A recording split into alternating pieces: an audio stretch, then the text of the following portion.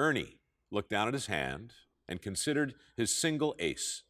It was the only card of value he had, but Zeke and Fernando didn't know that. Nor did they know they were playing poker with a bona fide celebrity.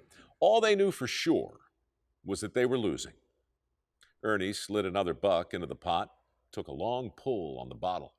Across the table, Fernando considered his pair of nines as Zeke contemplated his two jacks. Both men stared hard at Ernie and tried to read his mind, but Ernie gave nothing away. Eventually, both men folded. Maybe, had Ernie scooped up his winnings and dealt another hand, he'd still be alive today. Maybe if he hadn't flipped his cards over with a smirk and showed the migrant workers how he'd bluffed them, the man, known by every cop in the country, wouldn't be fighting for his life in a dive bar on Skid Row. But Ernie couldn't help himself. He gloated, and Fernando flushed with anger. Ernie saw the roundhouse long before it arrived and ducked under it with ease. He answered with two quick jabs, and Fernando went backwards over his chair with a broken nose. Zeke stood quickly, but Ernie anticipated his play and caught him with an uppercut that sent him tumbling over Fernando. Both men stood and rushed at Ernie, but neither fared well. It's funny, though, how quickly the dynamic can change when the rules are amended. Ernie heard the snick and then saw the knife glinting brightly in the dim light as Fernando handed the switchblade to Zeke. "Here," said Fernando, "you finish him." Zeke held the blade like a man who knew how to use it, like a man who looked forward to using it again.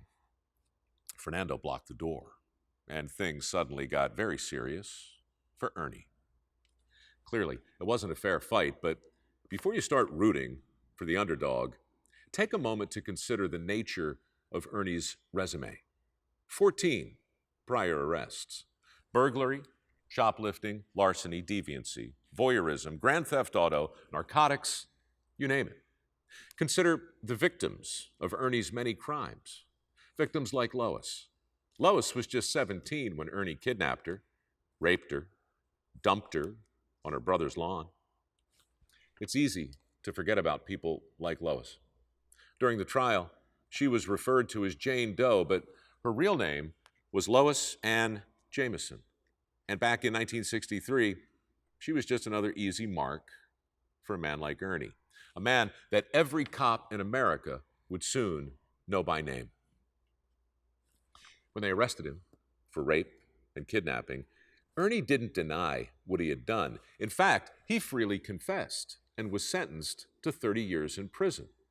But Ernie was one of those criminals who always had an ace up his sleeve. Yes, he got caught a lot, but somehow he always seemed to get off easy. And this time, with the help of some very clever lawyers with the ACLU, Ernie persuaded the court to reverse his rape conviction. Some people called the judge's decision outrageous. Some called it long overdue. Many called it constitutional. Whatever it wasn't justice. Not for Lois, anyway.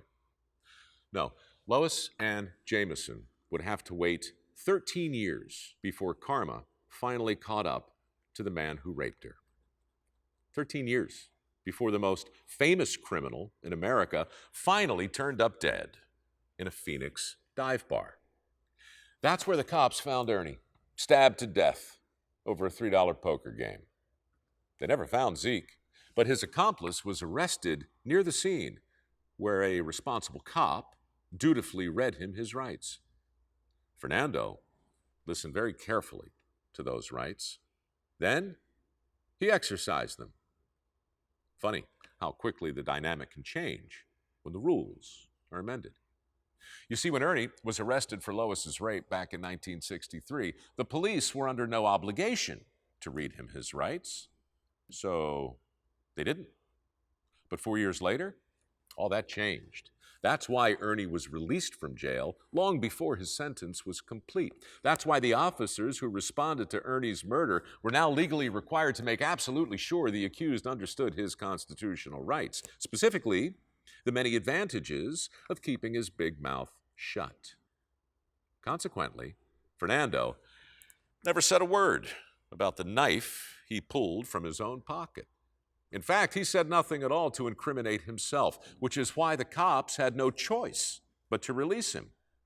And so, justice finally came to Lois Ann Jameson, along with a shot of irony, because Fernando Zamora not only helped kill the man who raped her, he got away with it by exercising his right to remain silent, a right the police were compelled to spell out for him, thanks to the most famous criminal in America, the dead man on the floor, the man who would remain silent forevermore, Ernesto Miranda.